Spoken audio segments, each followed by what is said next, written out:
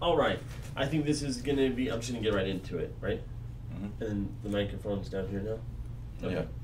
Just going to get right into it. This is going to be a new series from DevHub. It's all about white labeling technology and the whole idea of a white label. Not just us, we're going to bring guests on, we're going to bring a bunch of stuff. So the next 4 videos are about as much as I know about white label, pretty high level. Then we're going to start bringing in kind of industry solutions, peers of mine, and whatnot. So this video is why SAAS works, right? Mm-hmm. So again, if you're just joining, you don't know what SAAS is, I'm only going to probably say this 100 times. SAAS is software as a service. If you look it up in the word cloud, basically to me, again, like I talk human, okay? So to me, it is software as a service that's basically hosted in the cloud. No more CDs, I think was what Salesforce was famous for. They had a big thing with the software thing. And maybe sick one day if we can put that in the corner as I was talking. But again, we'll build a studio in our next offices. So the reason why SaaS works is because typically, right, someone's not coming there selling you a CD or anything like that. This is 2019, and typically what's happening is like your company already does something really, really, really well, but there's like a piece that would help your company do a little bit better, whether that's for distribution, whether that's a lot of the times it is distribution, but it's also like helping, maybe adding a new functionality to your own product. And the idea that you would staff up around that really makes no sense. And so I took a couple notes, just so you know when I look down, that's what I'm looking at. Like the way I would say, like any company that's not actively looking to white label something to extend their product, if they haven't done any white labeling before, is missing a larger opportunity.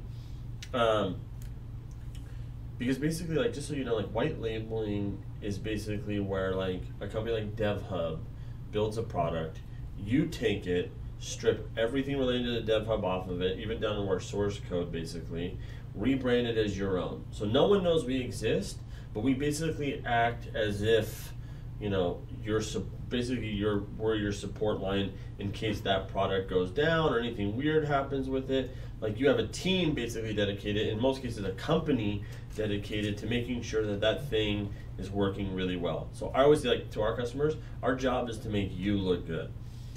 And anyone that's like I was saying before, if anyone who's not white labeling, the idea that you would build versus buy, like to me the world changed right around 2007, 2008, where any CTO, any CIO that was like, we're going to build that, and we're going to build that, and we're going to build that. And meanwhile, the majority of their company does this, and then all of a sudden you're going to build this little piece.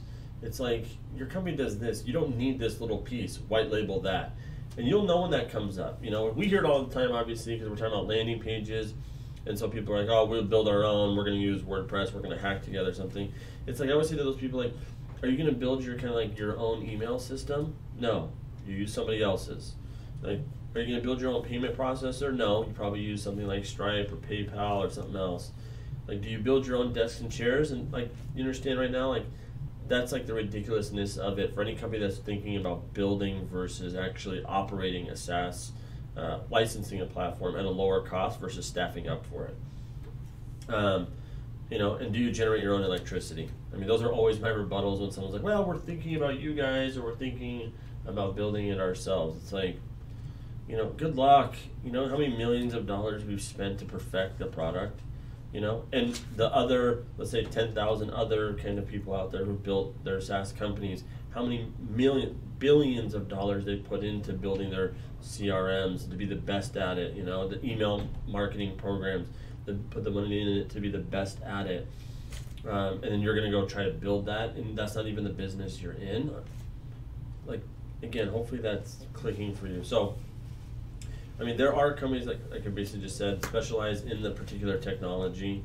And again, it's always, in most cases, if you really do the math, it's going to be lower cost to license SaaS, software as a service, than dedicating kind of in-house resources to it. Because you're right, like let's say you build the little thing, which is nothing like you do in real life, to make sure that that little thing is constantly up to date when you're actually running your actual whole other business.